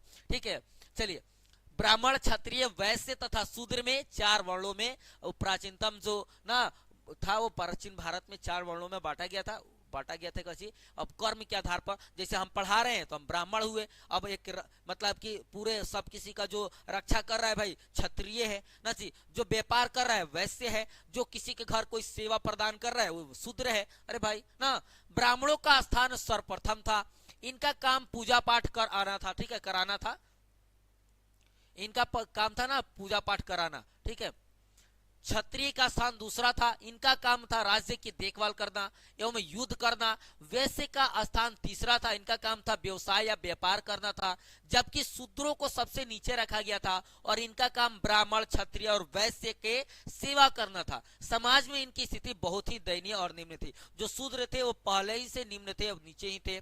तो मेरे प्यारे शैक्षणिया, इस चीज को भी आप एकदम अच्छा से समझ गए होंगे। अब चलते हम लोग अगले क्वेश्चन की तरफ। चिंता करने की जरूरत नहीं है मेरे प्यारे शैक्षणिया। अरे केवल एक ही राह नहीं होते हैं, राह कई होते हैं, बस चलने का अपना तरीका होना चाहिए मेरे प्यारे शैक्षणिया। थोड़ा सा मतलब कि कल लाइव नहीं चल पाया, आदमी डिमोटिवेट हो गया था, लेकिन कोई बात नहीं है जी, लाइव चलेगा, आज से तो चलेगा। आप बस ये चीज मतलब कि हम सवेरे एकदम बियाने एकदम इसको मतलब कि वीडियो बना रहे हैं और आपको लगभग 6 बजे के करीब में इस समय से प्रीमायर किया जा रहा है। आप एकदम चिंता ना कीजिए, अरे यार लाइव के जैसे ही चलेगा, चिंता करने की जरूरत नहीं है। ठीक है, महाभारत पर संक्षिप्त टिप्पणी लिखे। महाभारत पे संक्षिप्त टिप्पणी लिखे मेरे प्यारे शैक्षणिया। तो महाभारत पर टिप्पणी कैसे लिखा जाएगा? देखिए, महाभारत एक और चीज मेरे प्यारे शैक्षणिया, महाभारत नहीं हुई होती कब? जब समझाने के लिए कृष्ण न गए होते, समझाने के लिए कुंती गई होती, तो शायद मेरे प्यारे शैक्षणिया महाभारत नहीं होता। और किसे समझाने के लिए से? तो दुर्योधन की मां को। ठीक है, माने दोनों स्त्रियों में अगर बात विचार हुआ रहता तो शायद महाभारत नहीं होता और आज हम महाभारत को नहीं जानते। ठीक है, देखिए समझिएगा, महाभारत एक महाकाव्य है जिसमें कौरव और पांडवों के बीच कुरुक्षेत्र में हुए युद्ध का वर्णन है। यानी कि महाभारत जो है ना 18 दिन तक चला युद्ध का एक वर्णन है। ठीक है, महाभारत से हमें तथ्य युगीन सामाजिक एवं सांस्कृतिक इतिहास की एक संपूर्ण झांकी प्राप्त होती है। ठीक है, इसमें आदर्श जीवन जीने के नियमों का संग्रह है। आदर्श जीवन, और अगर महाभारत नहीं होता तो शायद गीता उपदेश न मिला होता, और आज बहुते लोग हैं जो गीता के उपदेशों को पढ़कर, जानकर, समझकर अपने जीवन को सफल बना चुके हैं। तो मेरे प्यारे शैक्षणिया, इसको भी समझिए। श्रीमद् भागवत गीता महाभारत का सर्वाधिक शिक्षाप्रद भाग है। देखिए आया ना कि श्रीमद् भागवत गीता जो है वो महाभारत का ही एक अंश है। वो जितना दिन 18 दिन युद्ध चला था ना, 18 दिन का 18 दिन श्री कृष्ण क्या किए थे जी? अर्जुन को वो पूरा गीता का सार समझाए हुए थे। और उनके मतलब कि रथ पे जो लगा हुआ जो मतलब कि पताका था, उसमें कौन विराजमान थे जी? उसमें हनुमान जी विराजमान थे। तभी देखिए हनुमान जी को उतरते ही पूरा वो जो रथ था वो एकदम जलकर राख हो गया था। ठीक है, मानव की प्रत्येक समस्या का समाधान इसमें निहित है। किसमें जी? श्रीमद् भागवत गीता महापुराण में। ठीक है, महाभारत आर्य संस्कृति तथा भारतीय सनातन धर्म का एक महान ग्रंथ तथा अमूल्य रत्नों का भंडार है। कौन जी? श्रीमद् भागवत गीता महापुराण। ठीक है, यह विश्व का सबसे लंबा महाकाव्य है, यानी कि सबसे लंबा अगर कोई महाकाव्य है ना तो श्रीमद् भागवत गीता महापुराण। ठीक है, महाभारत में 18 पर्व है तथा इसमें 1 लाख से अधिक श्लोक है। महाभारत में कितने पर्व, ये भी पूछ सकते हैं आपके ऑब्जेक्टिव क्वेश्चन में, महाभारत में कितने पर्व है जी? तो महाभारत में 18 पर्व है और इसमें 1 लाख से अधिक श्लोक है। महाभारत में वर्णित कई स्थल भी अभी भी मौजूद है, यानी कि मौजूदा होने की वजह से हम लोग ये समझ पाते हैं कि हाँ महाभारत हुआ है, असल में हुआ है, एकदम कोई दिक्कत नहीं है। चलिए हम लोग अगले क्वेश्चन पे चलते हैं मेरे प्यारे सेशनिया। मैं उम्मीद करता हूं कि ये भी क्वेश्चन आपको एकदम अच्छा से समझ में आया होगा। अगर आपके बोर्ड एग्जाम में क्वेश्चन आता है तो एकदम आसानी से आप लिख सकते हैं, कोई दिक्कत नहीं होगा। चलिए मेरे प्यारे शेर और सेनिया, हम लोग अगले क्वेश्चन की तरफ चलते हैं। अगला क्वेश्चन है हम लोग का, श्रीमद् भागवत गीता पर संक्षिप्त टिप्पणी लिखे। श्रीमद् भागवत गीता पर संक्षिप्त टिप्पणी लिखना है मेरे प्यारे शेर सेनिया। तो इस तरह से हम समझा दे रहे हैं ना कि आप लोग एकदम सुनते में ही याद हो जाएगा और आसानी से जाकर आप एकदम बोर्ड एग्जाम में लिख सकते हैं, कोई दिक्कत नहीं होगा। ठीक है, श्रीमद् भागवत गीता भारतीय धर्म ग्रंथों में से एक है। श्रीमद् भागवत गीता जो है वह भारतीय धर्म ग्रंथों में से एक है, जो महाभारत महाकाव्य के महाभारत युद्ध के दौरान भगवान श्री कृष्ण और अर्जुन के बीच हुए संवाद को वर्णित करती है। यानी कि करते हैं हे पार्थ ना, मतलब कि हे कृष्ण, कृष्ण कहते हैं हे अर्जुन, इस तरह से मतलब कि कई सारे, अब ठीक है, उस तरह से कहते हुए एकदम पूरा एकदम युद्ध के दौरान जितना भी वार्तालाप होता है वो एक कृष्ण और अर्जुन के बीच ही पूरा होता है। ठीक है, श्रीमद् भागवत गीता में अर्जुन भगवान श्री कृष्ण से अपने धर्म युद्ध के समय में उठने वाले मन के संदेहों और अस्थायित्व के बारे में सवाल पूछता है और श्री कृष्ण उसे धर्म, ज्ञान, भक्ति, कर्म और अपने कर्तव्य के बारे में उपदेश देते हैं। ठीक है, धर्म, ज्ञान, कर्तव्य ना, इस सब के बारे में उपदेश देते हैं। यह उपदेश गीता के 18 अध्यायों में वर्णित है, यानी कि 18 दिन युद्ध चला, 18 अध्याय बनाया गया, उसी में ये सारा चीज वर्णित है और एक अलग अपना श्रीमद् भागवत गीता महापुराण है। ठीक है, चलिए हम लोग अगले क्वेश्चन की तरफ चलते हैं मेरे प्यारे सेशनिया। इसी में थोड़ा सा और है, श्रीमद् भागवत गीता आपने देखिए पूछता है 5 नंबर के क्वेश्चन में। ठीक है, श्रीमद् भागवत गीता अपने दर्शन, शास्त्रीय और दार्शनिक महत्व के साथ साथ मनुष्य के जीवन को सफलता और शांति की ओर प्रेरित करती है। कौन सी? श्रीमद् भागवत गीता महापुराण। ठीक है, गीता का अध्ययन और उसमें वर्णित सिद्धांतों का अमल करना अपने जीवन में आनंद, शांति और उत्तमता की प्राप्ति के सहाय कर सकता है। ये जो अगर श्रीमद् भागवत गीता महापुराण को पढ़ते हैं, अगर आप उससे कुछ ज्ञान अर्जित कर पाते हैं तो आपके जीवन के लिए बहुत सफल मतलब कि माना जाएगा। चलिए ये पूछता है 5 नंबर के लिए मेरे प्यारे सेशनिया। चलिए हम अगला क्वेश्चन है, बौद्ध धर्म के महायान और हीनयान के सिद्धांतों में क्या अंतर है? बौद्ध धर्म के महायान और हीनयान के सिद्धांतों में क्या अंतर है मेरे प्यारे सेशनिया? समझिएगा। देखिए, हीनयान संप्रदाय जो था ना महात्मा बुद्ध के शिक्षाओं पर आधारित है। हीनयान जो है वो महात्मा बुद्ध के शिक्षाओं पर आधारित है। यह संप्रदाय महात्मा बुद्ध को एक महापुरुष के रूप में स्वीकार करता है। ये जो हीनयान है ना, वह महात्मा बुद्ध है उनको एक महापुरुष के स्वीकार, महापुरुष मानता है और उसको स्वीकार करता है। हीनयान में ज्ञान को प्रमुख स्थान दिया गया है तथा व्यक्ति को निर्वाण की प्राप्ति करना उद्देश्य से बताया गया है। यानी कि ये चीज बताया गया कि व्यक्ति जब आया यहाँ पे तो मोक्ष प्राप्ति के लिए आया है। ठीक है, और इसमें को कुछ न कुछ ज्ञान प्राप्त करके मोक्ष प्राप्त करना है। ठीक है, तो इस चीज को कौन मानता है जी? हीनयान मानता है। चलिए, और महायान क्या मानता है मेरे प्यारे सेठसेनिया?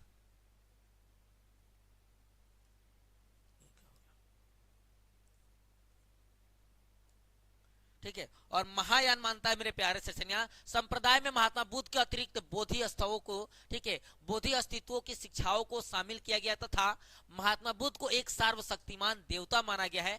महायान संप्रदाय के अनुयायी बोधिस्तों को आदर्श मानते हुए गृहस्थ जीवन को अधिक महत्व दिया। देखिए, हीनयान वाले लोग क्या मानते हैं जी कि महात्मा बुद्ध जो है वो एक महान पुरुष है और उनके बातों को मना लो और निर्वाण प्राप्ति का उद्देश्य बना लो कि यहाँ पे जब हम जन्म लिए हैं तो हमारा एक ही काम है मोक्ष प्राप्ति करना। ठीक है, लेकिन महायान वाला लोग क्या माना कि संप्रदाय महात्मा बुद्ध के अतिरिक्त बोधि अस्तित्वों को, शिक्षाओं को शामिल किया गया है और महात्मा बुद्ध को एक सर्वशक्तिमान देवता माना है लो, और महायान संप्रदाय के अनुयायी जो थे बोधिस्तों को आदर्श मानते हुए गृहस्थ जीवन को अधिक महत्व दिया है लो। देखिए, महात्मा बुद्ध जो थे अपने मतलब कि अपने गृहस्थ जीवन को छोड़ के, त्याग के, मतलब कि वो निकल गए तपस्या करने के लिए, समझे। और लेकिन ये लोग क्या करता है, ये लोग मानता है कि गृहस्थ जीवन है उसी को अधिक महत्व दिया है लोग। ठीक है, चलिए अगले क्वेश्चन की तरफ चलते हैं मेरे प्यारे शेर और श्रेणिया।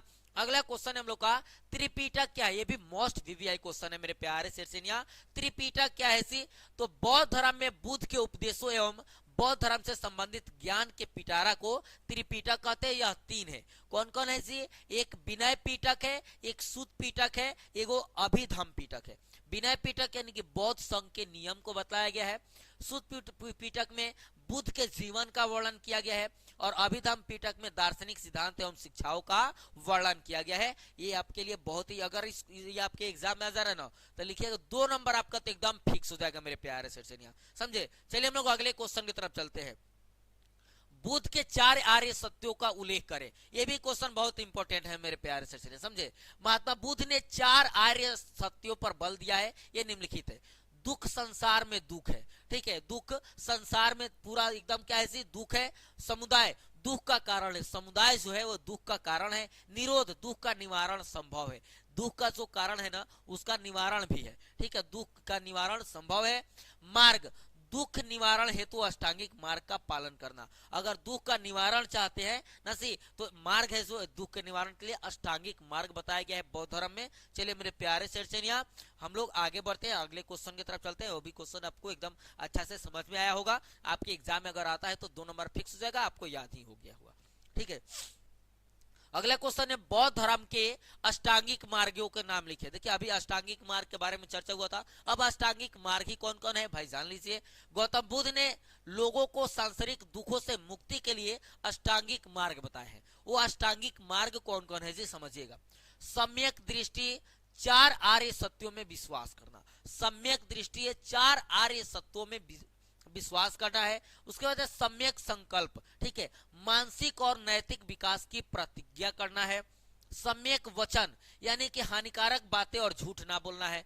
और यह बेरा जो लोग बौद्ध धर्म मानता है भाई वो लोग तो सबसे ज्यादा झूठ बोल रहा है जी, सबसे ज्यादा झूठ बोल रहा है। अब आप देख भी सकते हैं, आप लोग भी समझ सकते हैं। अरे भाई बौद्ध धर्म में बताल गई है ना 4 आर्य सत्यों में विश्वास करना है, मानसिक और नैतिक विकास की प्रतिज्ञा करना है, हानिकारक बातें और झूठ ना बोलना है। तो यहाँ तो इतना ना हानिकारक बात बोल दे रहा है, फेंक दे रहा है सब कि वो रोकना मतलब कि मुश्किल हो जा रहा है, ठीक है। चलिए आगे बढ़ते हैं मेरे प्यारे सेठनिया। उसके बाद है सम्यक कर्मात, ठीक है, बुरे कर्म ना करना। उसके बाद है सम्यक आजीविका, कोई भी हानिकारक व्यापार ना करना, ठीक है। सम्यक व्यायाम, अपने आप को स्वस्थ रखने का प्रयास करना। सम्यक स्मृति, स्पष्ट ज्ञान से देखने की मानसिक योग्यता पाने की कोशिश करना। और 8वां है सम्यक समाधि यानी कि निर्वाण पाना। सबसे उत्तम है मोक्ष की प्राप्ति करना, निर्वाण प्राप्त करना। आइए कभी लौरिया में दिखाते हैं नंदनगढ़ नजी मेरे प्यारे सेठनिया। वहां पे आपको देखिए उस समय एकदम मतलब कि अगर किसी को जो बौद्ध धर्म मानते थे यहाँ पे जो लोग थे वो अगर उनको निर्वाण प्राप्त करना होता था तो उसमें जाते थे, समाधि लेते थे, उसमें अपना मतलब कि शरीर को त्याग कर देते थे, निर्वाण प्राप्त कर देते थे, ऐसा जानकारी मिलता है, ठीक है। यहाँ पे जब खुदाई हो रही थी उस समय वो चीज को बताया गया था और वहां पे कुछ हड्डियां भी मिली हुई है, जिस तरह से ये साक्ष्य मतलब कि हो जाता है कि हाँ ऐसा हुआ था। चलिए आगे बढ़ते हैं मेरे प्यारे सेठनिया। अगला क्वेश्चन है हम लोग का महात्मा बुद्ध की शिक्षाएं क्या थी। महात्मा बुद्ध की शिक्षाएं क्या थी इसके बारे में भी जान जाते हैं, क्योंकि ये भी क्वेश्चन है ना मेरे प्यारे सेठनिया, बहुत ही मोस्ट वीवीआई क्वेश्चन है। चलिए हम लोग इसको समझते हैं। महात्मा बुद्ध बौद्ध धर्म के संस्थापक थे। इनकी मुख्य शिक्षाएं निम्न थी। इनकी शिक्षाएं क्या थी जी? 4 आर्य सत्य यानी कि दुख, समुदाय, निरोध, मार्ग, ये 4 आर्य सत्य है, ठीक है। उसके बाद अष्टांगिक मार्ग का पालन करना यानी कि 8 जो मार्ग अभी बताए गए हैं उसको पालन करना। मनुष्य को मध्यम मार्गी होना चाहिए यानी कि मनुष्य को ना ही नीचे ना ही ज्यादा ऊपर यानी कि मध्यम मार्गी होना चाहिए। जातिवाद, यज्ञ परंपरा आदि में अंधविश्वास रखना चाहिए यानी कि जातिवाद का कभी बढ़ावा ही नहीं देना चाहिए। वो कौन से कुल के थे? क्षत्रिय कुल के थे, लेकिन कभी जातिवाद नहीं किया। लेकिन आज के जो बौद्ध धर्म के मानने वाले हैं जातिवाद पे ज्यादा विश्वास करते हैं। चलिए मेरे प्यारे सेठनिया आगे हम लोग बढ़ते हैं। अगला क्वेश्चन है हम लोग का महावीर के उपदेशों का वर्णन करें। ये भी जो क्वेश्चन है ना मोस्ट वीवीआई क्वेश्चन है मेरे प्यारे सेठनिया, इसको भी समझिएगा, एकदम मजा आ जाएगा। महावीर जैन की शिक्षाएं बड़ी सरल तथा सादा है। महावीर जैन की जो शिक्षाएं है बड़ी सादा मतलब कि सरल और सादा है। सादा मतलब सिंपल। यह कर्म, सत्य, आदर्शों तथा आवागमन के सिद्धांतों पर आधारित है। इनमें अहिंसा, तपस्या, त्रिरत्न पर विशेष बल दिया गया, ठीक है। महावीर के उपदेशों में अहिंसा पे, तपस्या पे, त्रिरत्न पर विशेष बल दिया गया। और 3 रत्न कौन कौन है ये भी बताएंगे। संक्षेप में इनके मुख्य सिद्धांत इस प्रकार है। त्रिरत्न, जैसे जैन धर्म में 3 रत्नों के पालन पर जोर दिया गया है। सम्यक विश्वास, सम्यक ज्ञान, सम्यक आचरण, ये 3 रत्न है। चलिए मेरे प्यारे सेठसेनिया और आगे चलते हैं। 5 महाव्रत, 5 महाव्रत कौन कौन से मेरे प्यारे सेठसेनिया समझिएगा। महावीर स्वामी ने गृहस्थ के जीवन को पवित्र बनाने के लिए 5 महाव्रत बताए हैं। 1 में है सत्य, 2 में है अहिंसा, 3 में है असत्य और 4 में है अपरिग्रह और 5 में है ब्रह्मचर्य है। ठीक है, ब्रह्मचर्य होगा यहाँ पे, ब्रह्मचर्य। ठीक है, ये 5 उन्होंने कौन से महाव्रत के बारे में बतलाया है। और उसके बाद है 3 नंबर में 24 तीर्थकरों की पूजा। और तीर्थकर होते थे जिसमें 24वां तीर्थकर महावीर स्वामी जी थे ना, 24 तीर्थकर की पूजा करना। उसके बाद है 4 में मोक्ष प्राप्ति तथा निर्वाण। हिंदू एवं बौद्ध धर्म की भांति जैन धर्म में भी मोक्ष प्राप्ति अथवा निर्वाण को जीवन का चरम यानी कि एकदम ऊपर वाला लक्ष्य माना गया है। ठीक है, तो मेरे प्यारे सेठसेनिया मैं उम्मीद करता हूं कि ये भी क्वेश्चन आप एकदम अच्छा से समझ गए होंगे, चिंता करने की जरूरत नहीं है मेरे प्यारे सेठसेनिया। पूरा क्वेश्चन बोर्ड से टकराएगा और आपके बोर्ड एग्जाम में सब्जेक्टिव में 50 में 50 आएगा मेरे प्यारे सेठसेनिया। और ऑब्जेक्टिव 50 का तो हॉल ही कर दिए हैं।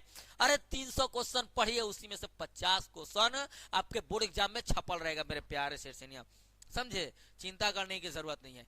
त्रिरत्न से आप क्या समझते हैं? वो जो त्रिरत्न है उससे आप क्या समझते हैं? अरे हम बतैले हैं त्रिरत्न, अब ओकरा के बता भी दिया, अब ओकरा से आप क्या समझते हैं ये भी समझ जाइए। महावीर जैन के अनुसार संचित कर्मों से छुटकारा पाने के लिए तथा नए कर्मों को संचित होने से रोकने के लिए मनुष्य को निम्नलिखित 3 रत्नों का पालन करना चाहिए। सम्यक विश्वास, सम्यक ज्ञान और सम्यक आचरण। इसका मतलब क्या करना चाहिए? पालन करना चाहिए, तभी आप एकदम मतलब कि समझे ना, जैन धर्म में एकदम अच्छा जैनी है। चलिए आगे बढ़ते हैं मेरे प्यारे सेठसेनिया।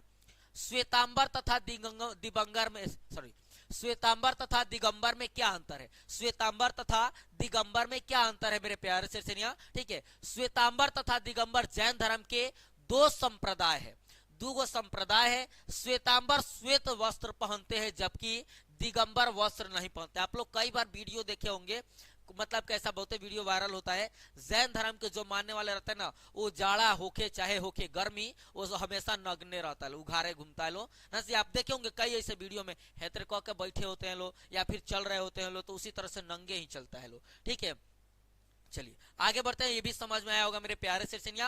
अगले क्वेश्चन की तरफ हम लोग चलते हैं। अगला क्वेश्चन है स्तूप चैत्य विहार से आप क्या समझते हैं? स्तूप चैत्य विहार से आप क्या समझते हैं जी? तो स्तूप महात्मा बुद्ध के अस्थियों पर अर्ध गोलाकार ना जी, अर्ध गोलाकार अर्ध, ठीक है, ऊपर देखे होंगे, अर्ध गोलाकार रूप में बने भवनों को स्तूप के नाम से जाना जाता है। जो भी स्तूप जो बना होता है ऊपर अर्ध गोलाकार ना, अर्ध गोला ना समझ रहे हैं, एकदम ऐसे ऊपर बनल रहता है। चलिए हमरा उतना बनाने नहीं आता है। चैत्य, बौद्ध मंदिरों को चैत्य, ठीक है, चैत्य के नाम से जाना जाता था। ठीक है, और बिहार बौद्ध मठों को विहार कहा जाता था। ठीक है, और बौद्ध मठ जो बौद्ध मठ होते थे उसको बिहार कहा जाता था। चलिए मेरे प्यारे से ये भी क्वेश्चन आपको समझ में आ गया होगा। चलिए हम लोग आगे बढ़ते हैं। जैन धर्म और बौद्ध धर्म में 4 समानताओं को बताएं। बौद्ध धर्म में और जैन धर्म में कौन कौन से 4 समानताएं थी उसको बता देना है। ठीक है, जैन धर्म और बौद्ध धर्म में 4 समानताएं निम्न है। दोनों ही धर्म के संस्थापक बिहार से संबंधित है, यानी कि दोनों धर्म के जो संस्थापक है वो बिहार से, चाहे वो महावीर स्वामी हो या फिर आपके गौतम बुद्ध हो। ठीक है, दोनों धर्मों द्वारा ब्राह्मणवादी व्यवस्था का विरोध किया गया, यानी कि दोनों धर्म में, जैन धर्म हो या फिर बौद्ध धर्म हो, दोनों धर्म में ब्राह्मण को क्या किया गया जी? विरोध किया गया। उसके बाद मूर्ति पूजा का विरोध किया गया, मूर्ति को पूजा नहीं करना है। ठीक है, उसके बाद अहिंसा पर बल दिया गया। सब एकदम ठीक ठाक है। चलिए मेरे प्यारे से ये भी समझ में आया होगा। चलिए हम लोग आगे बढ़ते हैं, अगले क्वेश्चन की तरफ चलते हैं। इसमें और है चीज मेरे प्यारे से, ठीक है, पवित्रता और सत्यता पर बल दिया गया, पवित्रता और सत्यता पर बल दिया गया। जातिवाद का विरोध किया गया। जीवन का अंतिम लक्ष्य मोक्ष प्राप्ति है। जीवन का अंतिम लक्ष्य क्या है जी? मोक्ष की प्राप्ति है। चलिए हम लोग आगे बढ़ते हैं मेरे प्यारे से, एकदम अच्छा से भी समझ गए होंगे। अगला क्वेश्चन है निर्वाण से आप क्या समझते हैं? निर्वाण से आप क्या समझते हैं मेरे प्यारे सेठसेनिया? तो बौद्ध धर्म में निर्वाण शब्द का अर्थ है मुक्ति पाना, मोक्ष का, जीवन मरण के बंधनों से छुटकारा पाना। बौद्ध धर्म में मोक्ष का निर्वाण प्राप्त करना जीवन का मुख्य उद्देश्य माना जाता है। निर्वाण क्या होता है जी? बौद्ध धर्म में निर्वाण शब्द का अर्थ होता है मुक्ति पाना, मोक्ष का, जीवन मरण के बंधनों से छुटकारा पाना। बौद्ध धर्म में मोक्ष का निर्माण प्राप्त करना जीवन का मुख्य उद्देश्य माना जाता है। जब हम जन्म लिए हैं तो हमारा उद्देश्य है कि हम मोक्ष प्राप्त करें। ठीक है, चलिए आगे बढ़ते हैं मेरे प्यारे शीर्षेनिया। अगला क्वेश्चन है हम लोग का, बुद्ध के संदेश भारत के बाहर किन किन देशों में फैले थे, दो नाम बताएं। तो देखिए, दो का चीज हम तीन बता रहे हैं। बुद्ध के संदेश भारत के बाहर कई देशों में फैले थे, श्रीलंका में, चीन में, जापान में। कहा नहीं फैला था जी, तो ब्रिटेन में। ठीक है, याद रखिएगा, आपके एग्जाम में ऑब्जेक्टिव क्वेश्चन में पूछ सकता है। आगे बढ़ते हैं मेरे प्यारे से दर्शनिया। भारत आने वाले 4 विदेशी यात्री एवं उनके यात्रा वृत्तांत का नाम लिखे।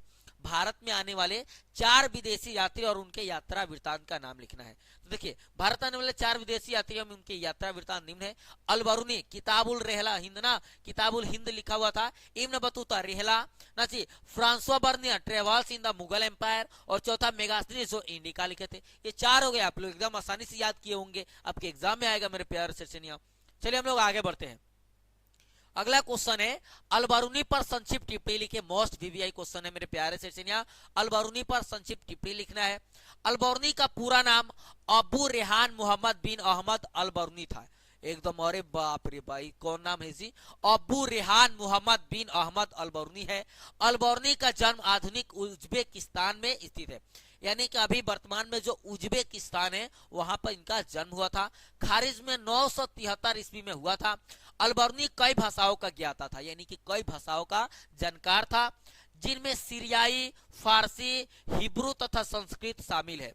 अलबरूनी महमूद गजनवी के साथ अभियानों के दौरान भारत आया तथा आंखों देखी घटनाओं का वर्णन किताब उल हिंद में किया है। किताब उल हिंद में आंखों देखा जितना भी घटना था ना, वो सभी का एकदम प्रमाण। सती प्रथा हो ना जी, सती प्रथा में क्या होता था मेरे प्यारे सेशनिया, अगर किसी औरत का पति मर जाता था, ठीक है, तो साथ साथ औरत को भी चिता पे रख के जला दिया जाता था।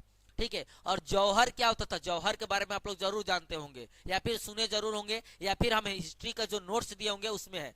क्या होता था ना उसमें, मतलब कि अब राजा कोई युद्ध करने के लिए जा रहा है और औरत जो है वो एकदम घर में खड़ी आके देख रही है कि हमारा रजऊ अब मरलन की ना। तो जब जैसे वो मैंने मराए के काल में आ जाता था, नीचे एगो अग्नि कुंड बनल रहता था और अतिया उसी में कूद जाती थी कि हम मैंने हमारा पति के मरे से पहले हम ही मर जाई ना, तो वो कूद के जान दे देती थी बेचारी। देखिए उस समय कैसा कैसा चीज था ना। चलिए आज होगा, भाग जाएगी मैंने करेगी ना। चलिए आगे बढ़ते मेरे प्यारे शेर और सेनिया। इब्न बतूता पर संक्षिप्त टिप्पणी लिखे। इब्न बतूता पर संक्षिप्त टिप्पणी लिखना है मेरे प्यारे शेर सेनिया। देखिए, इब्न बतूता अरब यात्री, विद्वान तथा लेखक था। अरब के यात्री था, विद्वान था और लेखक भी था। इनका पूरा नाम मोहम्मद बिन अब्दुल्लाह इब्न बतूता था। अरे हमने की खाली छोटका छोटका नाम हुआ जानते हैं लोग, बड़का बड़का नाम हुआ तो अब सब्जेक्टिव में छुपल है। पता ना आप लोग पढ़े होंगे कि ना खूब बढ़िया से। पूरा नाम मोहम्मद बिन अब्दुल्लाह इब्न बतूता था। इनका जन्म अफ्रीका महादेश के मोरक्को देश के तजियर नामक स्थान पर हुआ था। इब्न बतूता मुसलमान यात्रियों में सबसे महान था। इसने ईसक, मक्का, सीरिया, यमन, योमान आदि की यात्रा की। वह दिल्ली सुल्तान मोहम्मद बिन तुगलक से मिलने के लिए दिल्ली आए। मोहम्मद बिन तुगलक इब्न बतूता के ज्ञान के अत्यंत प्रभावित हुए थे और उन्होंने अपने राज्य में काजी यानी कि न्यायाधीश का पद दे दिया।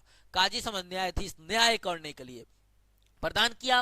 उन्होंने एक पुस्तक की रचना की जिसका नाम है रिहला। ठीक है, चलिए मैं उम्मीद करता हूं कि ये भी क्वेश्चन आपको समझ में आ गया होगा मेरे प्यारे सेनिया। ठीक है, अगला क्वेश्चन है हम लोग का, फ्रांसवा बर्नियर पर एक संक्षिप्त टिप्पणी लिखे। फ्रांसवा बर्नियर कौन था, इस पे संक्षिप्त टिप्पणी लिखना है मेरे प्यारे सेनिया। फ्रांसवा बर्नियर का जन्म 1620 ईस्वी में फ्रांस में हुआ था। यह एक दार्शनिक, इतिहासकार, राजनीतिज्ञ और चिकित्सक था। पूछ देता है कि निम्न में से कौन यात्री है जो चिकित्सक था, तो फ्रांसवा बर्नियर था। ठीक है, चिकित्सक भी था, राजनीतिज्ञ भी था, इतिहासकार था, दार्शनिक था। ठीक है, ये ऑब्जेक्टिव में भी आपका काम करेगा। ठीक है, अवसरों की तलाश में यह भारत आए थे और उस समय भारत पर मुगलों का शासन था। किसका शासन था, ये भी पूछ सकता है कि फ्रांसवा बर्नियर जब भारत आया था उस समय भारत पे किसका शासक था जी, तो मुगलों का शासक था। ठीक है, भारत में 1656 ईस्वी से 1668 ईस्वी तक रहे। बर्नियर ने सारे देश का भ्रमण किया। इस दौर में उन्होंने अपनी एक पुस्तक travels in the Mughal empire लिखी है। ये भी पूछ सकता है कि travels in the Mughal empire किनकी रचना है जी, तो फ्रांसवा बर्नियर की। तो मेरे प्यारे सेनिया, चलिए हम लोग अगले क्वेश्चन की तरफ चलते हैं। अगला क्वेश्चन है हम लोग का किताब उल हिंद पर संक्षिप्त टिप्पणी के मोस्ट वीवीआई क्वेश्चन है मेरे प्यारे सिरसेनिया, इसको भी एकदम आप लोग याद कर लीजिएगा। किताब उल हिंद पर एक संक्षिप्त टिप्पणी लिखना है। अलबर्नी ने किताब उल हिंद की रचना की थी। अरबी में वर्णित यह पुस्तक एक विस्तृत ग्रंथ है जिसमें भारतीय धर्म, दर्शन, त्योहार, खगोल विज्ञान, रीति रिवाज, प्रथाओं, सामाजिक जीवन का कानून आदि विषयों पर विस्तार पूर्वक चर्चा की गई है। किसमें जी? किताब उल हिंद में। किसके द्वारा लिखा गया जी? तो अलबर्नी के द्वारा लिखा गया। यह ग्रंथ 80 अध्यायों में विभाजित है। यह भी पूछ सकता है कि अलबर्नी के द्वारा जो ग्रंथ लिखा गया था वो कितने भागों में, कितने अध्यायों में विभक्त है जी? तो 80 अध्यायों में विभक्त है। चलिए मेरे प्यारे सेठसेनिया, हम लोग अगले क्वेश्चन की तरफ चलते हैं। ये हमारा लास्ट क्वेश्चन है मेरे प्यारे सेठसेनिया। अभी बहुत क्वेश्चन है जी, लेकिन उसको अभी सजाया नहीं गया है। ये लास्ट क्वेश्चन है। चलिए मेरे प्यारे सेठसेनिया, ध्यान दीजिएगा। सगुण एवं निर्गुण भक्ति में क्या अंतर है? सगुण एवं निर्गुण भक्ति में क्या अंतर है मेरे प्यारे सिरसेनिया? तो देखिए, सगुण जो है ना, सगुण ऐसे सगुण भक्ति वाले भक्त भगवान को मनुष्य या उनके कई स्वरूपों में मूर्ति बनाकर उनकी पूजा करते हैं। जो सगुण वाले हो ना, वो क्या करते हैं? भगवान को मूर्ति पूजा में विशेष ध्यान देते हैं, ठीक है। जबकि निर्गुण भक्ति में मूर्ति पूजा नहीं की जाती और निर्गुण भक्ति में मूर्ति पूजा नहीं की जाती है। मेरे प्यारे सिरसेनिया, मैं उम्मीद करता हूं कि जितने भी क्वेश्चन है ना, उसमें से आपके बोर्ड एग्जाम में एकदम क्वेश्चन पूछे जाएंगे और आप उसको बना के आइएगा। तो मेरे प्यारे सिरसेनिया, मिलते हैं हम लोग लाइव क्लास में। तब तक के लिए जय हिंद मेरे प्यारे सिरसेनिया। अगर आप इस चैनल को अभी तक सब्सक्राइब नहीं किए होंगे तो सब्सक्राइब कर देंगे, और अभी तक मेरे प्यारे सिरसेनिया लाइक नहीं किए होंगे तो लाइक भी कर देंगे, और अपने दोस्तों में जरूर शेयर करेंगे, क्योंकि ये एक वीडियो है ना, वो बहुत ही हेल्पफुल होने वाली है और आपके एग्जाम में एकदम इसी में से क्वेश्चन आएगा मेरे प्यारे सिरसेनिया। तो मैं उम्मीद करता हूं कि आप लोग ना एक प्यारा सा कमेंट भी करके बताएंगे कि क्लास कैसा रहा। तो चलिए मिलते हैं हम लोग लाइव क्लास में। तब तक के लिए जय हिंद,